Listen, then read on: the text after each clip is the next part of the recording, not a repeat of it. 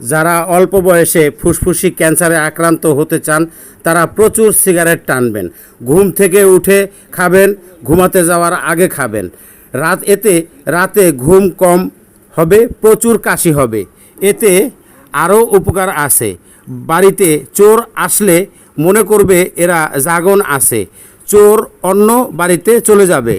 এতে আরও অনেক উপকার আছে। আমি পরবর্তী ভিডিওতে আপনাদেরকে অনেক কিছু বলার চেষ্টা করব।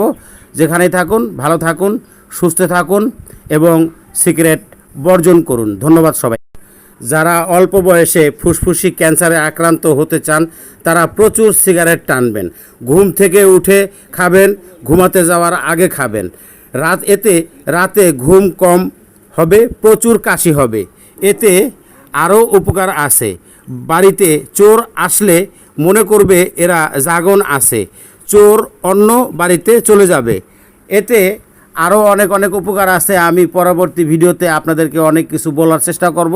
যেখানেই থাকুন ভালো থাকুন, সুস্থ থাকুন এবং সিগারেট বর্জন করুন। ধন্যবাদ সবাই।